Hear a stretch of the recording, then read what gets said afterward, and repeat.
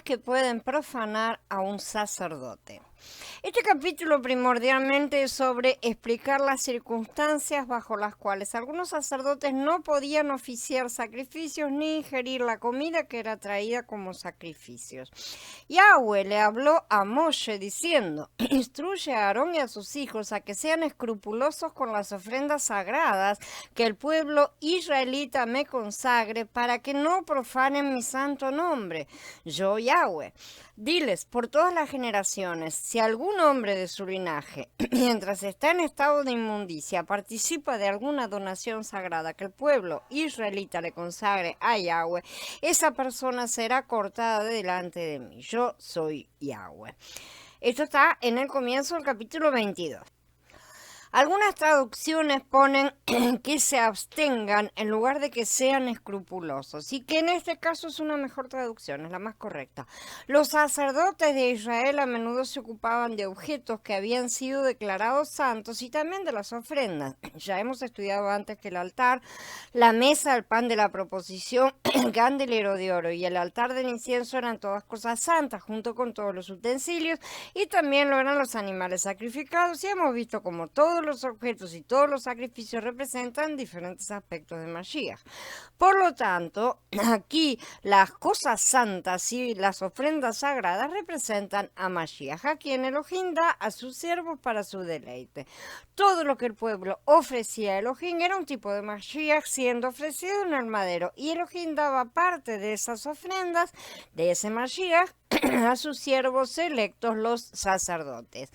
Este es uno de los derechos de aquellos que deciden consagrarse por completo al Adón, hoy en el sacerdocio nuevo de Melquisedec. Claro, la santidad es necesaria para poder disfrutar de las cosas santas. Si deseamos ser aptos para disfrutar de las cosas santas, requerimos cierto grado de santidad. Requerimos alguna medida de santidad, sí, santificación, separación delante de Elohim. La palabra traducida como abstenerse o ser escrupuloso, que dijimos que es mejor, es nazar y pertenece a la familia del sustantivo del cual se deriva la palabra nazareo, que ya vamos a estudiar en su momento. De ahí la idea de guardar para su uso separado, justamente, o tratar como algo distinto.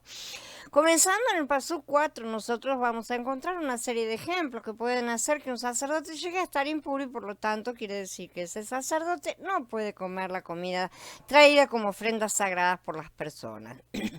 Ningún hombre del linaje de Aarón que tenga una erupción o un flujo comerá de las donaciones sagradas hasta que esté puro. Si alguien toca algo que ha quedado impuro por un cadáver, o si un hombre tiene una emisión seminal, o si alguien toca algún reptil mediante el cual quede impuro, o algún ser humano mediante el cual quede impuro, cualquiera que sea su inmundicia, la persona que lo toque quedará impura hasta la tarde y no comerá de las donaciones sagradas a menos que haya lavado su cuerpo en agua. Tan pronto se ponga el sol, quedará puro, y después podrá comer de las donaciones sagradas, pues son su alimento. No podrá comer nada que haya muerto, que haya sido destrozado por las bestias, haciéndose impuro por eso. Yo soy Yahweh. Deberán cumplir mis órdenes para que no incurran en culpa por eso y mueran por eso, por haber cometido profanación. Yo, Yahweh, los consagro. Por lo tanto, el servicio en el templo tenía que llevarse a cabo cuando el sacerdote estaba ritualmente puro.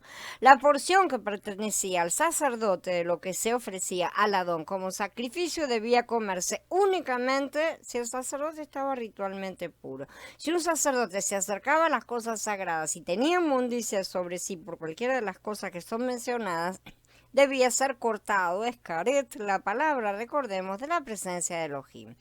En esta ocasión, el ser cortado no quiere decir que el sacerdote debe ser ejecutado o enviado lejos, ¿sí? Sino esto sencillamente quiere decir que él debe ser removido de la presencia de Yahweh en cuanto a sus obligaciones de sacerdote.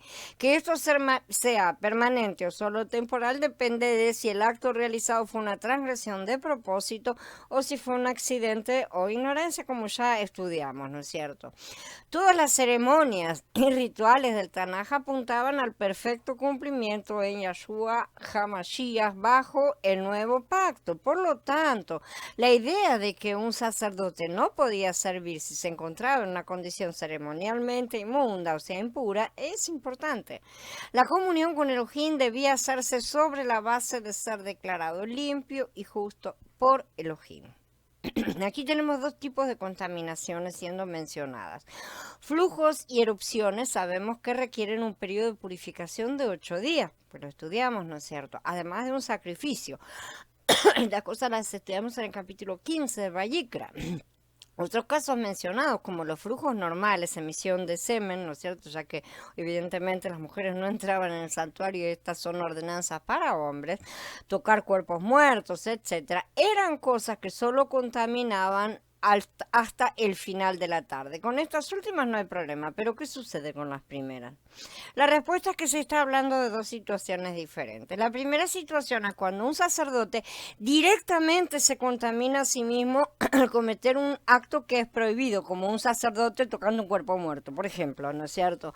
O teniendo algún tipo de descarga de su cuerpo. Estos son casos de contaminación que dejaban a la persona ritualmente impura, pero solamente necesitaba lavarse y esperar hasta el final del día.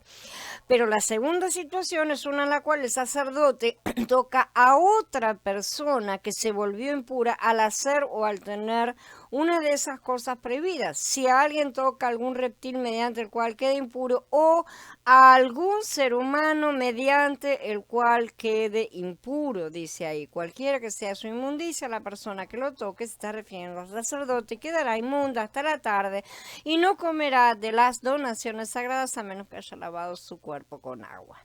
Entonces, lo que tenemos aquí es el caso del sacerdote, como vamos a ver, también se extiende a cualquier miembro de su familia que tuviera derecho a comer de su porción santa, ¿no es cierto?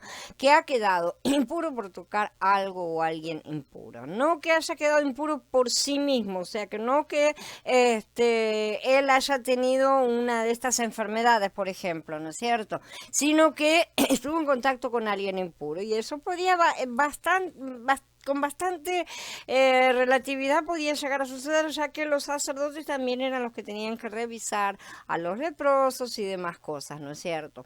Esto podía suceder, dado que ellos tenían que ver todas estas erupciones. No era una cosa tan ilógica como podemos llegar a suponer. Recuerden que se nos ha enseñado que la impureza puede ser transmitida con solo tocar.